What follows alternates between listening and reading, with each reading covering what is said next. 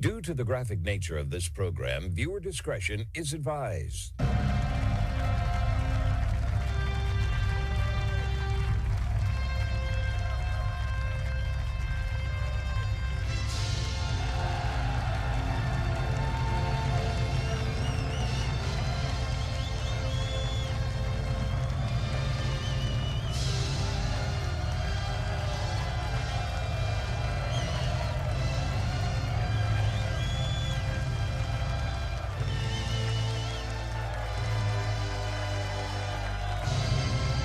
Hello, everyone. It is the Thursday, April 23rd, 2026 episode of The Marco Dre Show.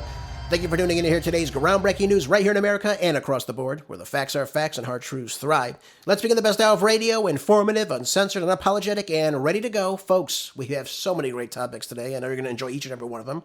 I want to hone in on something a little bit different today. Normally, we talk about foreign policy, which is a driving factor of what's going on in our economy and, of course, world issues and what have you, and geopolitics. Today, I want to focus on something else, though. Let's talk a little bit more about what's happening in America domestically right now. It's very, very important what's going on in our country right now. And one of the things that took place yesterday evening was the California gubernatorial race. And they had the debates for it, and I think it's something we should hone in on. Why am I talking about this? Some of you are saying, well, Jerez, I don't live in California. Who really cares? Well, folks, as they say, unfortunately, so goes California, so goes the nation. These bad ideas spread. The people in California, indoctrinated by the nonsense, end up leaving the state. They end up going somewhere else, voting the exact same way with their radicalism and what have you. And it's a big problem. It really is a big problem.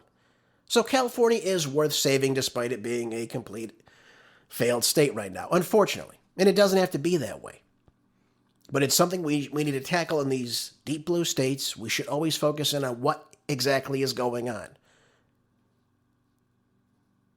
One of them just tried to run for president of the United States. Kamala Harris. Gavin Newsom is eyeing the Oval Office right now when he's not podcasting or going on book tours where he's buying, I think, most of his books, too, by the way. Who the hell's going to read a book he writes? Yeah, he's an author, he's a podcaster, and, of course, he wants to run for president. What has he accomplished? Absolutely nothing. So we've got to be very serious about this. We have to know about what's going on in California because these bad ideas foment, unfortunately. Now, the candidates debated issues like cost of living, housing, homelessness. You had Steve Hilton and Chad Bianco, who, in my opinion, are the only two real candidates on that stage. And you had Tom Steyer, you had Katie Porter, who's a lunatic. You had Matt Mahan, who nobody knows who the hell this guy is on stage. And you had Xavier Becerra, or as Joe Biden called him, Javier Baccaria, who ran HHS as of one of his latest stints, but was also the Attorney General in the state of California and a congressman for quite some time. And in his over 30 years in public office, nobody can name a damn thing he's done to make things better for your average Californian, which is highly hilarious, I would have to say. Not anything I would put on the resume, to be honest with you folks. Hasn't achieved anything. Yet he wants to run the state of California, the largest state in the union. Okay. Here's what I would do, though.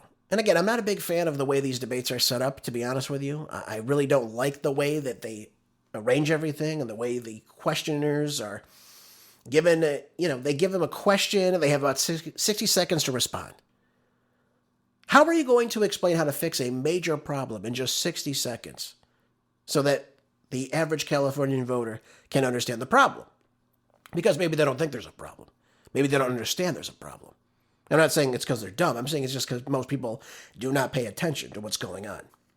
So, here's how if I were the interviewer, here's how I would start things off. I would say every candidate has got 15 minutes to pitch their way to fix California. What is your vision for the state? And I would run through the issues. I would say, my fellow candidates here on the stage, we have gas prices are the highest in the country are in California. The electricity and utility bills for the average Californian are the top highest in the nation. Housing costs are the second highest in the nation. Cost of living, second highest in the nation. Auto insurance, top 5 in the nation. Health insurance cost, top 10 in the nation. Homeowners insurance, if you're lucky to even get it, top 5 in the nation. Homelessness, ranked number 1 for the total number of homeless people in the country come out of California. Education, second or worst in the nation. Infrastructure, second or worst in the nation. The business climate, routinely in the bottom 5 for quite some time. In the last 10 years, by Forbes, it's the number 1 worst state to do business is inside California. The state debt, the top 3 highest in the nation is in California. That's a talk I can't believe they didn't hone in on, by the way. Gavin Newsom has $18 billion in deficit spending this year. The state is $112 billion in the hole. And if you add unfunded pensions, it's $377 billion in debt, ladies and gentlemen. And yet they spend like drunken sailors. That's the way the state works. Quality of life, waning in California. And you have the crime rate, which is above the national average, in the 41st percentile for safety, among other things. So all these different issues that affect everyday Californians' lives. You have the most beautiful weather in the country there, no doubt about it. Some of the best scenery in the country. You have some of the best amenities if you're in Los Angeles or in the Bay Area. Or if you're living in inland California. There's so many things you can do in California. It really is a beautiful state. The problem with California, folks, is that it's completely mismanaged, and it has been for quite some time. So electing a sane governor that has a bright vision for which way you want to go is really important to the people of California right now. Can a Republican win? That's the question. I think so. But the Californians have got to wake up to the problems. If they don't know these are the issues, if they don't understand that this is what they're facing, maybe they just don't know what's going on in other states. Maybe they think this is the way it is just everywhere, right? If you never leave LA, you don't really understand that, hey, it's much, much cheaper when you cross that border in Arizona or Nevada or in Oregon or wherever you're going. And by the way, there are reasons for these things. Obviously, supply and demand is always going to be an issue. There's a lot of people in California. Obviously, the population is growing, but it doesn't have to be that way. It doesn't have to be as extreme as what it is right now. There's no reason to have the second or worst public education in California. California used to lead the nation in public education test scores, math, writing, and reading from 1940, 1950s, and the 1960s. It was the model for the best public schools in the country. What the hell happened? Well, I'll go over that with you some other time. But none of this needs to be that way. None of this needs to be that way. It doesn't have to be this way. And it shouldn't be this way. We shouldn't be accepting this low-grade nonsense from these politicians. What is going on here? So that's how I would start things off. Unfortunately, it doesn't go that way. Unfortunately, you only have 60 seconds for them to speak and give a very quick response to a very big issue. For instance, they talked about the gas tax right away. Right away, they talked about the gas tax, how they would do this. The 4 Democrats didn't seem to think there was much of an issue. They kind of blamed Donald Trump for it. That's their go-to every time. Blame Donald Trump. Blame Donald Trump. What did Xavier Becerra, right?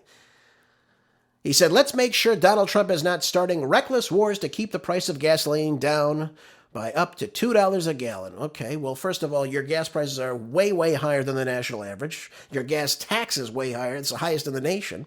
And that's why Californians are paying a lot of money right now. It has to do with environmental regulations. What are you going to do to stop that, Xavier? Anything? Not a damn thing. He's going to keep it as it is. And when he wants to raise it, like Gavin Newsom, his crony, he will raise it. Make no mistake about it. What did Tom Steyer say? A so-called climate activist who somehow invests in oil and coal and petroleum, right? That's what he does on his side, right? And, of course, private prisons, too. He said, the reason gasoline is so expensive is that our president, Donald Trump, has started an insane war in Iran and has driven up the cost of gasoline for everybody. Well, again, I'm not denying that the cost has gone up because of this war.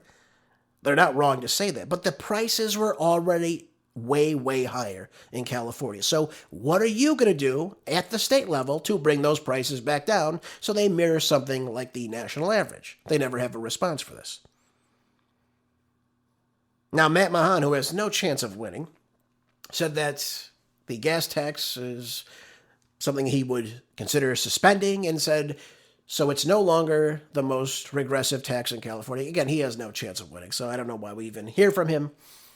But he has a decent response to it. Again, His other answers are pretty ridiculous. Katie Porter said moving away from the gas tax and replacing it with a general fund tax to help the state look beyond fossil fuels. So she doesn't even want gasoline. I wonder what her EV is going to run on. Does she have any idea? Not a clue. Not a clue.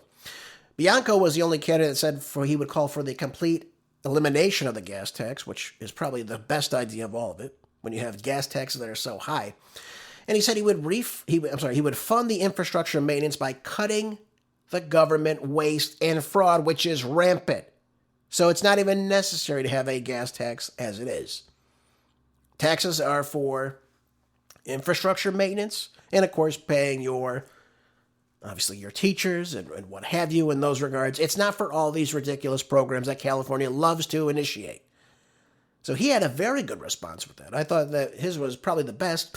Steve Phelan, who again I like, and I thought he had some really great moments yesterday evening, just like Chad Bianco, called for cutting the gas tax in half. That would at least be a start, but he said something that was brilliant too. He talked about eliminating the carbon climate policies that Gavin Newsom and, of course, the Democrats in Sacramento love to initiate. They love this red tape just to put a damper on the oil industry. And said he'd be looking to produce oil inside California a lot more. In other words, bring in more refineries because they're losing them by the year, thanks to Gavin Newsom. And that would help cut gas prices. Again, a very brilliant response to this. We just had 2 refineries close earlier this year. That's why the price is higher, because you have to import this gasoline, that you have all these regulations and restrictions on what it can do and how it can burn and all this other nonsense to save the climate. Yet anywhere you look in California, unfortunately, unless you're in a very affluent area, you drive by a freeway, you see what? Trash all over the place. What's the reason for this? You drive down certain neighborhoods in Los Angeles, it's covered with tent cities and trash all around it. And they're talking about saving the climate, saving the environment? Are these people kidding me? It's ridiculousness. Absolute ridiculousness. I want to play a couple points, though, from this, from yesterday evening. Again, I thought that Bianco held himself very well. I thought Steve Hilton did a very good job. Those two are the two I would love to see in a runoff together, going up against each other. Unfortunately, I don't think that's going to happen unless the other 4 Democrats all decide to stay in the race. And unfortunately, it looks like Tom Steyer is going to be in second place, should he be successful, according to the polling right now. But one of the things that was asked yesterday evening, they talked about the ability for the state of California to give driver's license to illegal aliens or people that cannot read the traffic signs, which is a major problem. I think everyone could agree on that. Do you want somebody next to you in an 18-wheeler driving on a freeway that has no idea what the hell the road signs mean? I don't think anyone would, to be honest with you. And they showed a video. The officer, the California Highway Patrolman, is saying, "Do you know what this sign means?" And the guy kind of says something. You can't understand him. He goes, "Well, what about this sign?" And they kind of used it as, is this right to even do? Now, of course, the Democrats right away jumped right on it, saying, this is illegal, this is discrimination. They're pulling this man over because he looks a certain way. That always is their go-to. He looks a certain way. Folks, how many people do you know that are pulled over because they look a certain way? Not because of something they have done. But this is their go-to. This is everything that the Democrats go to. They hide away from the major problem here, which is that California has given driver's license to people that cannot pass the testing. And they're operating these massive vehicles that have caused major traffic accidents and killed people.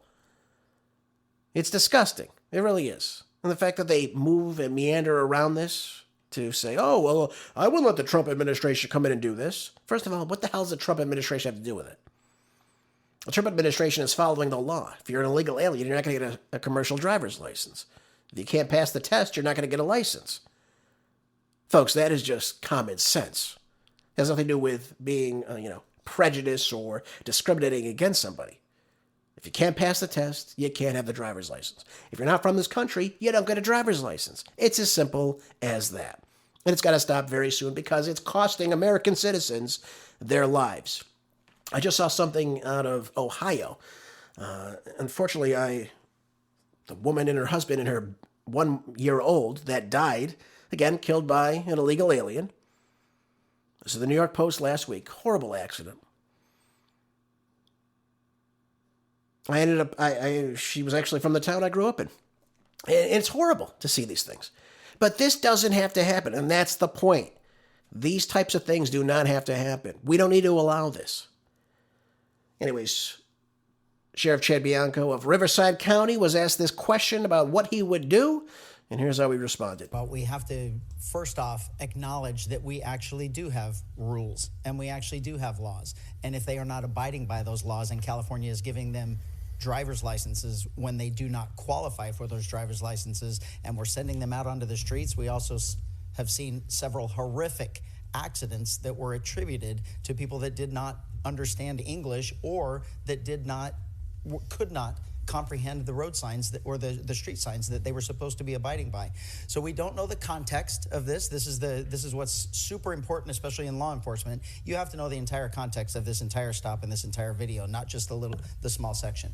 But if he is verifying whether or not someone can read signs, my guess is he was stopped for violating a sign, and he's trying to verify that he could. And let's stop with this whole racism thing and racial profiling and all of this garbage. We have to get over this. You either violated the law or you didn't. End of story. Consequences for bad behavior. My God, folks, it's like he gets it. And by the way, 33 years in law enforcement, he sees this all the time in Southern California. Now, was that a ridiculous response to a question? How many of you want somebody driving next to you that has no idea how to operate that vehicle? Does anyone want to raise their hand and say yes to that? Of course you would. This is about public safety and, of course, security. And, of course, the issue of illegal immigration in the country. And, of course, the California being a sanctuary state. That's a big problem. I think the Republicans on the stage would do away with that absolutely, which is a big, big blow to the Democrats in that state. They don't want that. In fact, they don't want that at all. Now, Katie Porter was asked the same question. She was asked, how would you handle this? What would you do in this situation after seeing this video? And instead of addressing the issue, what does she do? She starts attacking Donald Trump. Take a listen. I would absolutely fight the Trump administration because the job of the California governor is to protect Californians. And right now, that includes protecting them from Donald Trump. Protecting Californians also includes enforcing traffic laws. And we've seen sometimes a need for oversight in California. For example, we have seen that the Department of Motor Vehicles was not enforcing rules around DUIs and drivers who had convictions for that. I am stunned that Mr. Bianco would say to Black and brown Californians and immigrants who are being terrorized and racially profiled that you have to get over racism. It's not something that you get over. It's something that you fight. And if he doesn't understand the importance of that, he has no business representing a state with the diversity of California. Ms. Porter, thank you. Okay, so she didn't answer the question. Not a shock there. So if an illegal alien or someone cannot pass the commercial driver's license testing in the state of California, Katie Porter is just going to go after the Trump administration, apparently. That's her answer to that. Now, this is a mother of three. Would she want her daughters driving on a road where somebody cannot figure out what the traffic laws are? And what happens if they run into them? Does she have any concern about that at all, ladies and gentlemen? Would you, as a parent, or even as a, anything, doesn't matter. You yourself, would you want to drive next to somebody like this on the freeway or on a city street? Of course, the answer to that is no. Any sane person will tell you that. Chad Bianco, again, has a great rebuttal to this. Take a listen. Thank you very much, Mr. Bianco. I'll give you 15 seconds to respond. Yeah, again, that's not even close to what I said. What I said is we're Californians, and I'm speaking for them, especially from law enforcement. When I deal with persons of color every single day, Californians are absolutely sick and tired of our politicians making race the basis of everything. It is not. And this racial divide that they are pushing between law enforcement and the public, or Democrat and Republican, absolutely has to stop. And I'm telling you, we are sick of it. Mr. Bianco, thank you. Perfect answer, perfect answer. Fun and games. I love it. Absolutely love it.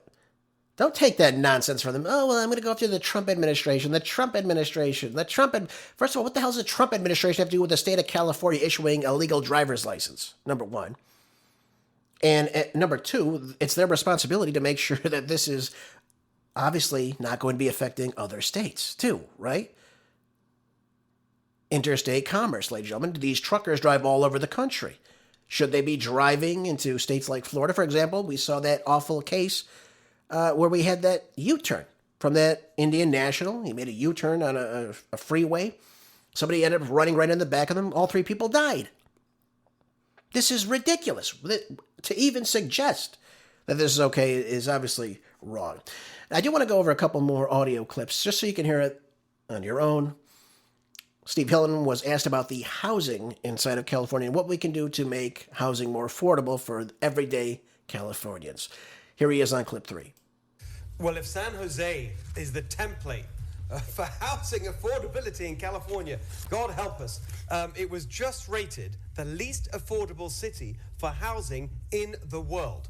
That is completely the wrong answer. The right answer is my plan, which was the first plan that I put forward in this campaign. Number one, we have to end this outrageous hidden tax on housing. They call it impact fees. It can add up to 20% to the cost of a home. Secondly, we have to reduce the extreme environmental regulations that make it 3 or 4 times as expensive to build the exact same home in California as in neighboring states. Number 3, we have to end the exploitative union lawsuits that are filed to block housing that extract project labor agreements that make the cost so much higher. And number 4, we have to end the war on single-family homes so that we can build the housing we need for young families. We need more starter homes in California.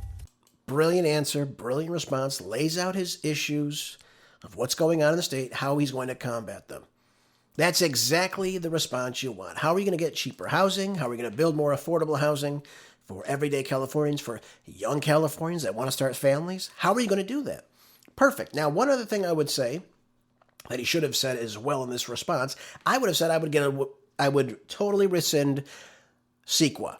That's the California Environmental Quality Act. It was signed in 1970.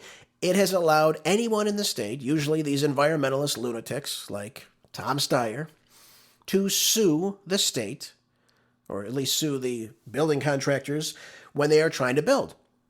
This is a problem.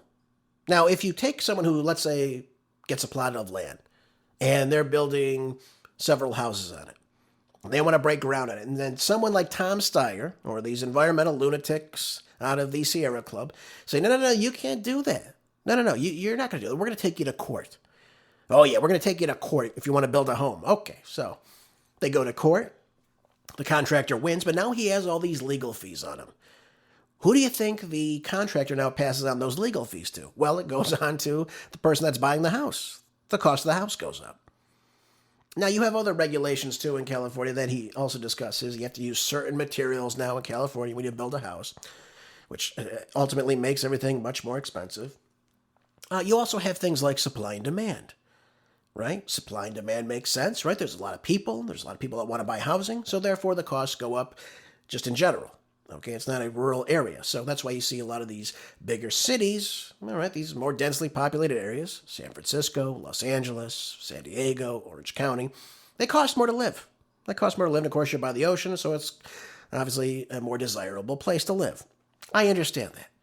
But to be so much higher than the rest of the nation just isn't cutting it, folks. It doesn't need to be that out of reach for the average American.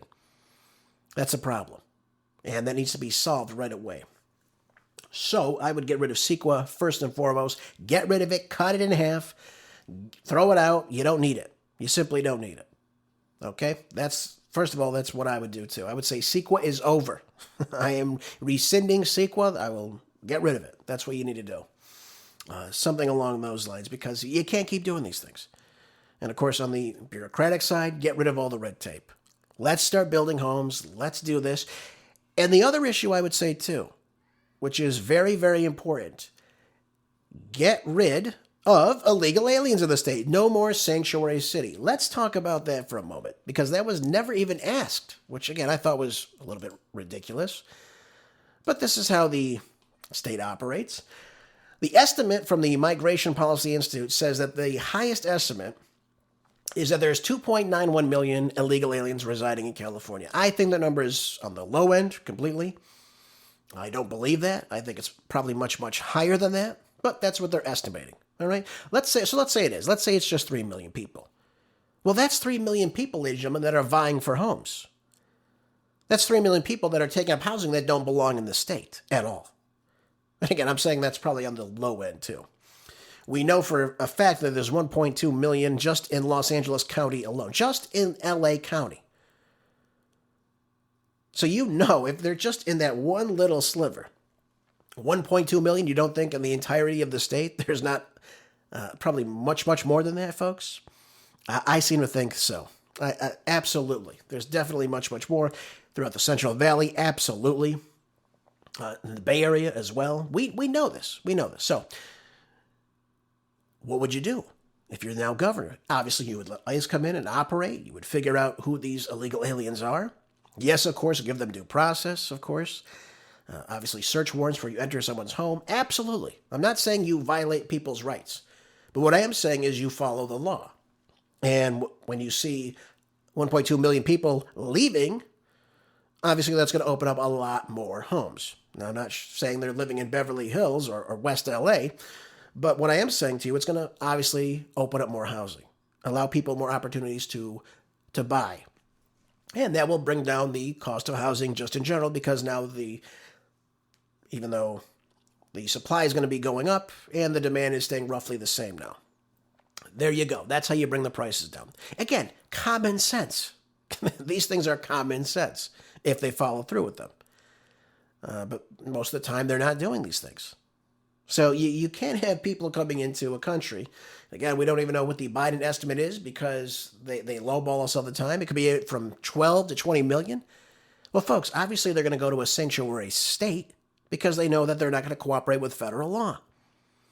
We know that our jails have a third of it are full of illegal aliens. A third of the population are illegal aliens. So how the hell do you do that, too? There's so many things that are draining our system, and a lot of it has to do with we have a porous southern border. Again, I don't tell you this to be mean to people or that people from certain countries aren't great people, because most of them are. But you can't have a population in this country that are of illegal status, that are working behind the scenes and are taking up housing of which they really shouldn't have any access to. That's what it comes down to. That would solve a lot of the problems. And of course, they're using a lot of these programs that Steve Hilton was talking about that he wants to get rid of.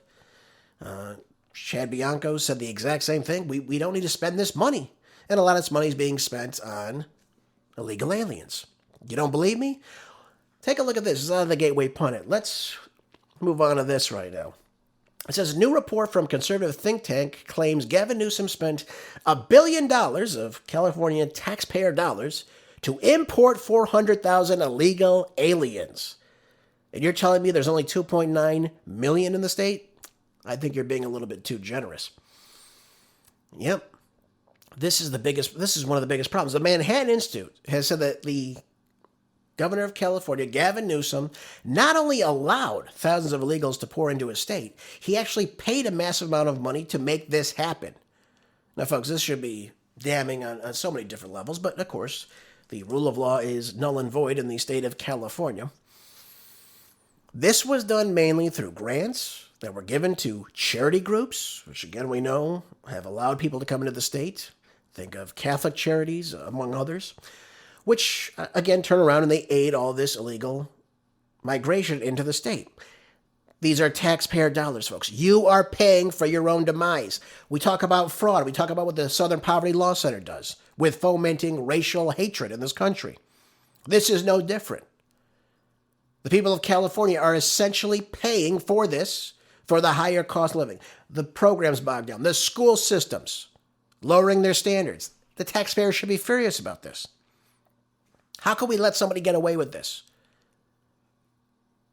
It says here, since Newsom took office, California has granted a massive contracts for migrant-related services, more than $250 million to Catholic charities, $85 million to Jewish Family Services. There's another one of these groups that, again, process illegal aliens at the border and allow them to come into the country. Who do you think was giving them these manila envelopes as to where to go? How are these people getting on planes and going to different parts of the country? Oh, you don't believe that, folks? Yeah, take a look at it. 12 million to Centro Legal de la Raza. Yep, there you go. La Raza, the race. Isn't that interesting? I thought we weren't supposed to be racist. 23 million to the Immigration Institute of the Bay Area. And many others. Christopher Roof said in City Journal. The funding is an addiction to California's share of a massive federal funding that Joe Biden put in place for this pro-migration policies implemented by no other than Alejandro Mayorkas, who himself should be in jail right now, along with Joe Biden and Kamala Harris for allowing this. This is unbelievable. And it gets even worse. It's not even the worst right now. The state's Democratic government also steered $110 million to the major Latino political machine, the Coalition for Human Rights, Immigration Rights, Los Angeles, CHIRLA, which can be described as one of the top one-stop activist machines. This is unbelievable. And these groups, they work on behalf of stopping ICE. They track ICE. They direct action to shut down detention centers. You have groups inside the country that are fomenting, again, these problems, just like what we talked about yesterday with the Southern Poverty Law Center. They are working to allow illegal aliens to benefit from their actions. So if it's creating protests, stopping ICE, directing action to shut down these detention centers, again, during the wave of the LA protests, you had the Chirla activists agitating on social media, fomenting this hate towards ICE agents, leading street protests, calling for a summer of resistance. In other words, civil unrest in the streets, blocking traffic, which is illegal. Again, I'm sick of it. I can't take it anymore when you see these things. How is the Southern Poverty Law Center allowed to do this? Fomenting racial hatred in this country for their own benefit. Is CHIRLA taking taxpayer dollars given by the Democratic governments to fund all this civil unrest in the streets, folks? You thought those were organic protests? Of course they're not. They're producing propaganda. They're engaging in legal action to benefit illegal aliens to stay in the country of which they have no right to be in. There's no other way for me to say it to you. This is exactly what is happening. These groups need to go down. It's not just the Southern Poverty Law Center. It's not just the ADL or the ACLU. It's groups like CHIRLA. It's groups just like these NGOs, like Catholic Charities, the Jewish Family Services, the Centro Legal de la Raza, right? It's unbelievable. Immigration Institute of the Bay Area. All of them need to go. They are trying to take down this country. That should have been a topic of discussion last night. How will you handle these groups? Will you fund these groups anymore? Any of these candidates that are allowing all these illegal aliens to stay and be funded in this state? And obviously, I believe Chad Bianco and Steve Hillen would have said, hell no, we're not doing that. We will prosecute these people. I think Xavier Becerra's head would have exploded if he heard that. Katie Porter would have had a meltdown. Tom Steyer would have doubled down on it too. And Matt Mahan would have probably just gone with the status quo as well, because that's who these people are. That's who these Democrats are, folks. Never forget this. So, unbelievable, right? I mean, this is what a man who wants to run for president is doing? Bringing illegal aliens? They should be prosecuted. This is taxpayer dollars stolen from the people of California to be given to illegal aliens and be used against them. To flood the hospitals, to flood the schools, to flood the housing markets, to take the jobs. And if I sound upset, it's because I am. This is not how a sane government is supposed to be functioning. And when you have these bad actors all throughout that are able to act with impunity, is disgusting. Not only is Gavin Newsom not sane enough to be president, but he should be governor of California. He needs to be prosecuted for this. This is illegal. This should not be happening. And nobody allocated money for this, by the way. Nobody allocated money for this. Disgraceful, disgusting. All right, folks, one more thing before we move away from the great state of California. Well, the once great state of California. State I love so much, too, by the way. I want to play you Steve Hillen talking about education. I thought this is one of the best moments in the whole thing. I have a background in education, so I can understand why he wants to go this route. But this is what he had to say when he was asked what he would do for education when they were asking specific questions to single candidates. This is how he responded. It's an absolute scandal that we have just under half of our students can read at grade level. For math, it's 35%. Here's the plan. We're going to learn from what works in other states and around the world. The best way to teach kids to read, phonics. We're going to have that in every school. The most important thing is that you learn to read by the end of 3rd grade. Just as Mississippi has done, we're going to make sure we're going to give you help over the summer if you can't. But if you don't meet the test, you repeat the grade, and then you can move forward. And we're going to hold teachers and schools accountable for their performance. Finally, my goodness, finally, some common sense with education. If you don't meet the criteria, you don't go to the next grade. Doesn't that make sense, folks? Doesn't that make sense to everybody listening? That's the way it was when I was in school. If you didn't pass the criteria, if you didn't meet the standards, if you didn't pass all the proper testing, you stayed back and you had to redo it until you were able to show competency that you could do it.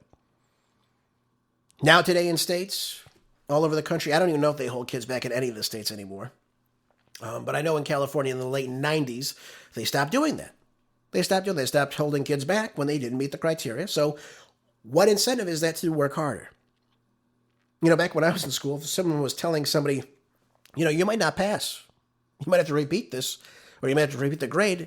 That got kids to say, oh, I got to pick it up on it. I got to start working harder.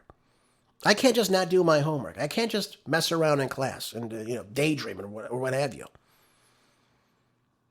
This is the exact position we need for California. This is how you improve education in the state. And by the way, you don't have kids walking out in states, in schools, like in Stockton, California, where I think like the majority of kids don't even graduate from high school, to go out and protest ICE during school hours. I think that's a bad waste of time. Don't you, folks? I think you do too. All right. Moving on to greener pastures, I would think, well, maybe not. Let's shift our topic over to something else here. I think that this could have been asked as well, especially when we're talking about keeping jobs in businesses in the states. Seattle could lose hundreds of millions of of dollars in tax revenue as Starbucks now is expanding operations in Tennessee. Now, this is amazing.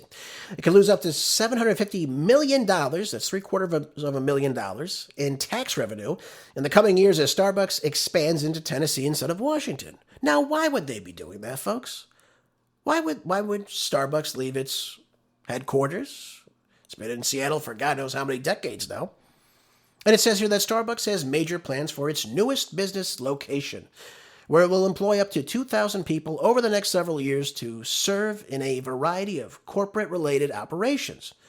The Nashville office will directly support continued coffeehouse expansion and rising customer demand, particularly in the southeastern United States, while working closely with the global headquarters in Seattle. Now, what's going on with this? Why the shift? Why moving so many people away from Seattle? What's going on there? Well, just like in California, you have bad Democratic policies, and it's no different inside of the state of Washington as well. Now, let's talk about something important. Washington, like Tennessee, also has no state income tax. So what's the push then? What's the ploy? We know that's why lots of people are leaving from California, going to Florida and Texas, among other states, to get away from Gavin Newsom and, of course, his cronies. But why would you leave from Seattle and go to Tennessee? I think a lot of it has to do with the new mayor, Katie Wilson. What did she do recently? Well, she encouraged a crowd to boycott the company shortly after she was elected mayor, when she's a know-nothing zero. The only thing that she wishes they had more of in Seattle were more bike lanes. And they noted that Wilson's remarks to a crowd during a Starbucks union workers rally in November said the following. She said, "I'm not buying Starbucks, and you should not too." Isn't that great? Wilson said Starbucks is a core part of Seattle's identity. We're proud to be home to its first store, its headquarters, and so many of the workers who make the company what it is. We're focused on maintaining a strong partnership with the leadership and with employees, so Starbucks continues to succeed in the city where it all began. Isn't that a stark contrast to what she just said, that she's not purchasing Starbucks? The Tax Foundation ranked Washington State 6th overall in the nation for doing business in its 2014 State Business Tax Climate Index. But when you have people like this that try to push people away, right? Push people away. And it's not just the idiocy from Katie Wilson. What they're now trying to do now is, just like in California, they want to have a wealth tax. Well, guess what the state of Washington wants to do so stupidly? They want to have a millionaire's tax. Yep, it says here the millionaire's tax is the state's first ever income tax, supported by progressives and socialists alike, and opposed by conservatives. The Wall Street Journal editorial page called it a con after its passage that will inevitably capture the middle class. Well, it's not going to capture the wealthy people. The people that have money that don't want to pay this nonsense will simply just leave the state. And that's why you see Starbucks making that transition to a much freer state like Tennessee.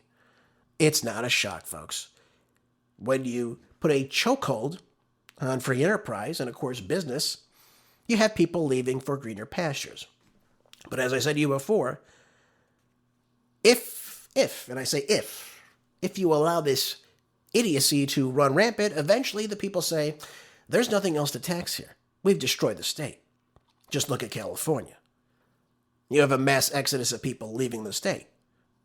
Now, how you leave California, again, is because of the way it's run. And when you have these ridiculous policies, a millionaire's tax, a wealth tax, what they're trying to do, another tax in California, I believe now. It's so you don't pass any of your wealth on to your family members. It's just ridiculous. So people are saying, listen, I'm getting out while I can. I don't want to be a part of this. Why would I work my entire life so I can give, the money to the federal government? What kind of nonsense is this? And this is no different inside of Seattle. It will impose a 9.9% income tax on households earning more than $1 million per year.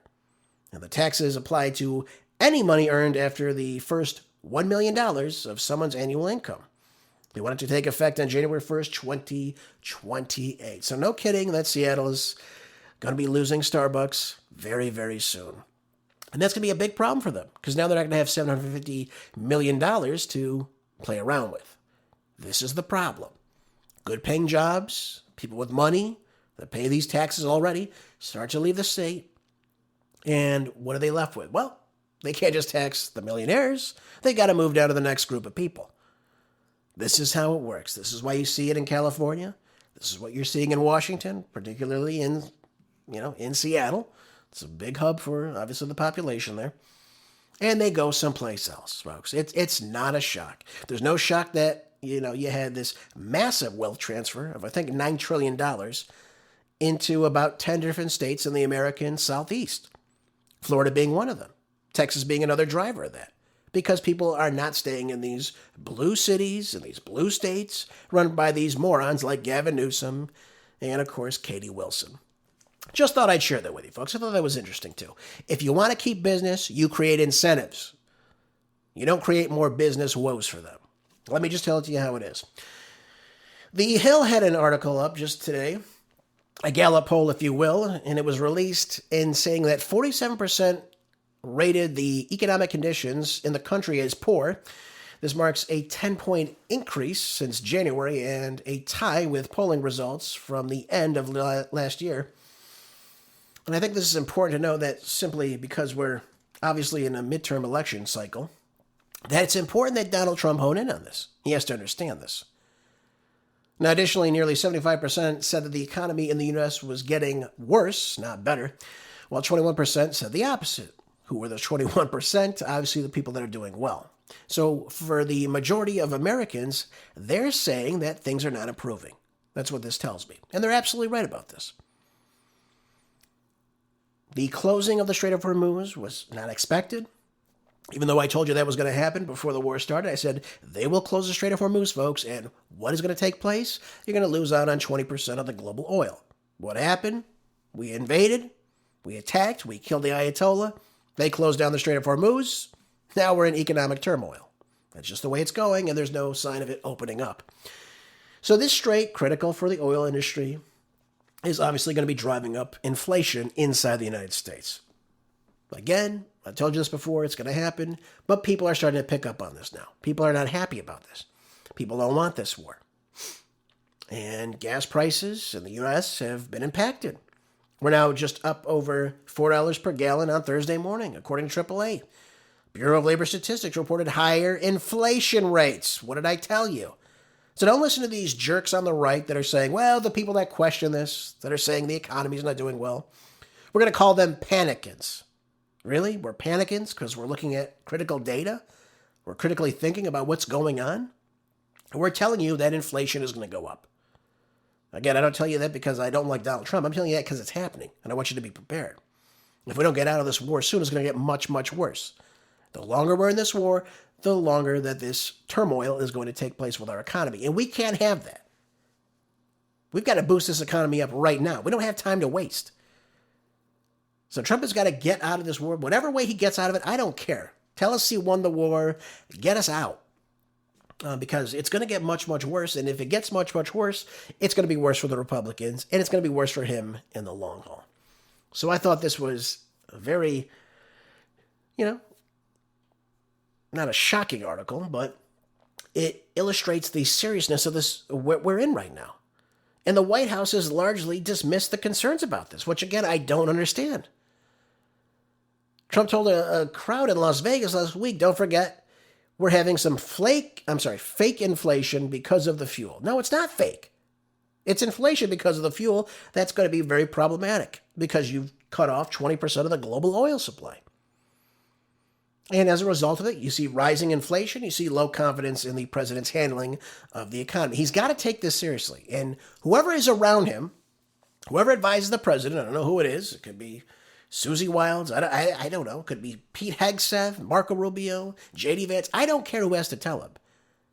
But this is very serious.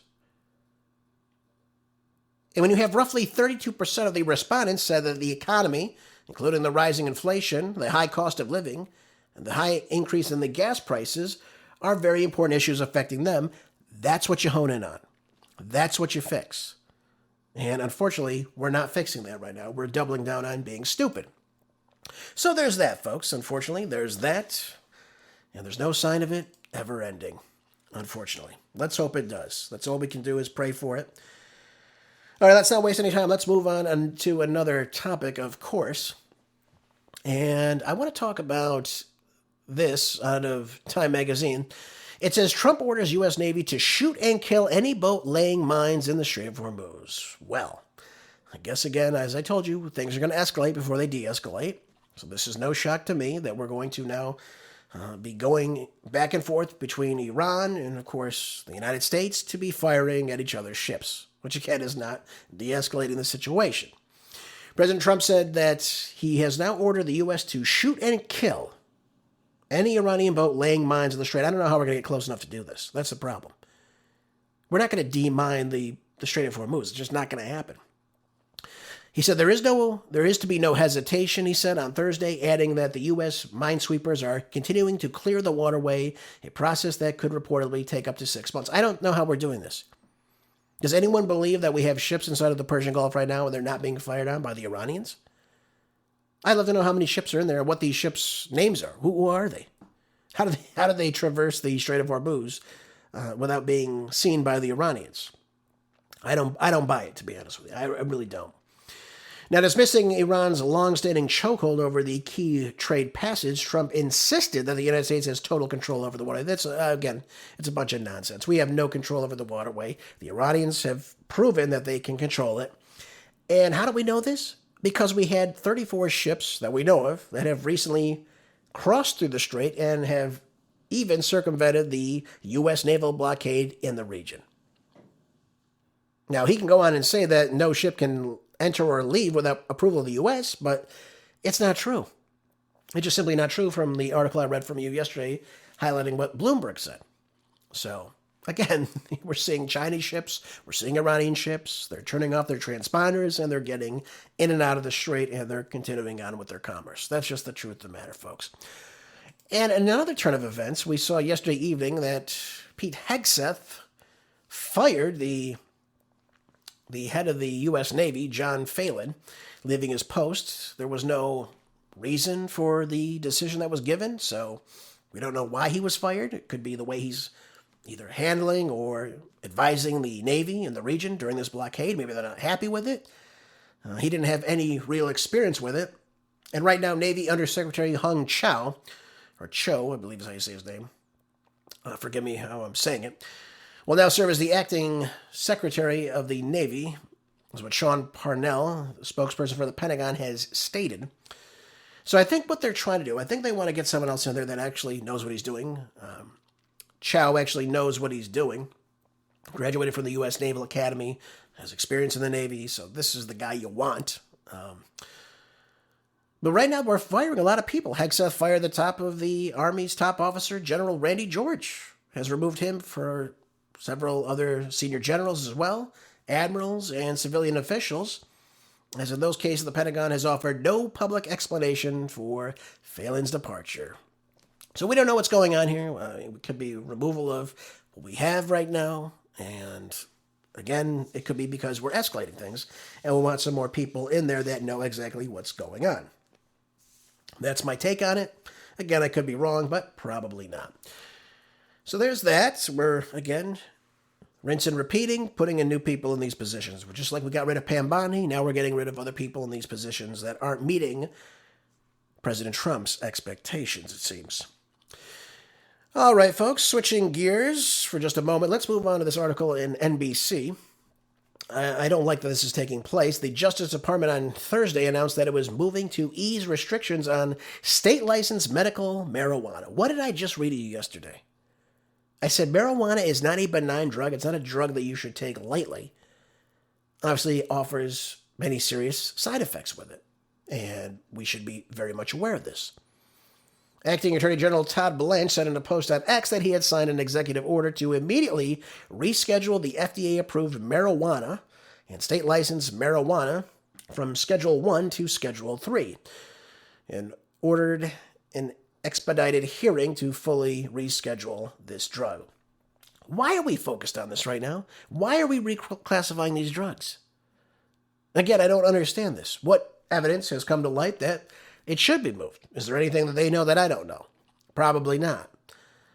Now they're saying, well, Schedule 1 drugs, heroin, ecstasy, LSD are all considered to be more dangerous and, again, are more strictly regulated. And you have advocates that had high hopes for cannabis to be rescheduled to a lower schedule. Well, no kidding. They want to sell more of it. That's what it all comes down to. Never underestimate that. But is marijuana a benign drug? It's not. I told you before, it's a gateway drug, number one.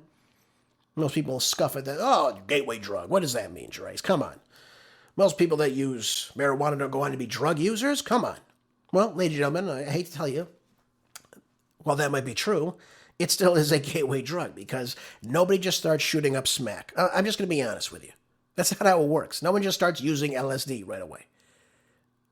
It's incremental. They start off low. They start maybe cigarettes. Then they move into pot. Then they move into something else much, much harder to get that same feeling. Obviously, it's not everybody. Obviously, it might not even be the bulk of the people that use marijuana. But for the people that go on to use harder drugs, marijuana is like a stepping stone. So let's just keep that very much in mind. And let's also be very much aware that marijuana can have a range of physical, psychological effects, short-term and long-term, and of course on your health and well-being. Never underestimate that, okay? Physical effects, what do you have? You have respiratory illnesses, chronic cough, bronchitis, risk of lung infections, cancer, cardiovascular effects, high blood pressure, increase in heart rate. All these things are not good, folks, especially if you're a chronic user or you use it very often. Then you take in the THC effect. Obviously, that's affecting brain function, particularly areas for memory, as I just highlighted for you yesterday. The earlier you use it, the more it's affecting your cognitive development as time goes on. I mean, folks, there's a reason why they call it dope. Okay, it's not just me saying this to you. It affects your memory, your learning, your coordination when you ingest this in your body. So how can you say this is something beneficial for you when we know it's not? And we know that 3 in 10 users develop a cannabis or marijuana use disorder. That obviously leads to much dependency over time. In other words, they need it for a fix. Okay? So let's just be very clear on that as well. What about the psychological effects? You have mood swings, you have anxiety, paranoia, panic attacks, especially if you're using at higher doses or if you're an inexperienced drug user. Then, of course, there's the mental health risks. Again, the depression, the anxiety, the psychotic episodes that could take place from using marijuana over a long period of time. Altered perception, long-term cognitive effects. All these things are very serious, folks. So it's not something that should be taken lightly just because you puff it and you seem like you're fine afterwards. And why the Trump administration is doing this all of a sudden, obviously he's being lobbied by probably the marijuana lobby, I would say, to make it seem like it's this, it's okay to use. It comes from the earth. It's not a big deal, right? No, nothing's ever a big deal. Until you find out years later that you fried your brain on this nonsense. Everything you did in between was junk. How could we put something in a medical field, by the way, and say that smoking this, well, it's good for my, it's good for my joints. I feel good. I have arthritis. I smoke it. I feel better. Well, no kidding. You're high. I mean, this is the stupidity about this. Again, if you want to take something that is beneficial in the marijuana plant or the cannabis plant, if you will, like the CBD oils, and use that for medical use, that's fine. You're extracting it away from the THC, which is the active component in marijuana that has all these negative effects on your brain and, of course, your judgment. And, of course, you're, ingesting smoke in your body, which, again, is getting in your lungs. So, don't give me this nonsense that, it's benign. It's not. And again, I don't know why the Trump administration is really doing these things. I really don't understand this at all. Unless, of course, they have some new information I don't have, folks, which I doubt they have, to be honest with you. So, I told you before, stay away from these things. Stay away from the alcohol. Stay away from the tobacco use. None of it's beneficial. Okay? I have yet to meet anyone that told me, hey, Gerace, I started using dope all the time, and hey, my life is so much better. I started drinking, and hey, everything's great. Everything's wonderful. Couldn't be better. Never happens. Never happens, folks. All right, folks, we have just a few minutes remaining in today's broadcast. I have this big article I've got to delve into that I'm going to have to hold off for tomorrow, I think, because we've got to talk about the redistricting in Virginia and how it's unconstitutional and how that's going to be a major, major uphill battle for everyone inside Virginia, especially the Democrats. Unfortunately for them, it's probably not going to pan out, which is great. We'll hold off on this one because I've got to talk about it in great detail. I don't want to lowball you on what's going on. I want to give you all the information on that. We'll talk about this tomorrow. Let's close off today's show talking about how they actually got a continuing resolution from the U.S. Senate on votes to advance $70 billion in funding for ICE and Border Patrol. And as always, they were able to get it through. The only two Republicans that didn't vote for it was Rand Paul and Lisa Murkowski, that opposed the measure. But it passed 50-48 very early this morning. And so it looks like we'll be resuming getting away from this partial shutdown that has gripped the Department of Homeland Security since mid-February, which again has caused issues with travel, for example, funding TSA officials. So again, I want to be very clear. Such measures like this only require a simple majority for passage, because what they ended up doing, they decided that in order to get away from the regular appropriations, which require the 60-vote threshold to overcome the filibuster, they decided just to pass it as a budget, a budget reconciliation. All you need is a majority there. So you can't filibuster, therefore it passes with a simple majority, and therefore they were able to get this passed, and we were able to fund this department once again to move away from the Democrats' stronghold on this government shutdown. So that's why that worked. That's why we're able to fund this again. We're only allowed to use this once, really, every cycle. So it looks like we're going to be moving away from that, folks. So it looks like we're up in funding yet again. So there we go, folks. Always a positive thing when we get our government funded, especially for things like ICE and, of course, DHS. So very, very good on that aspect.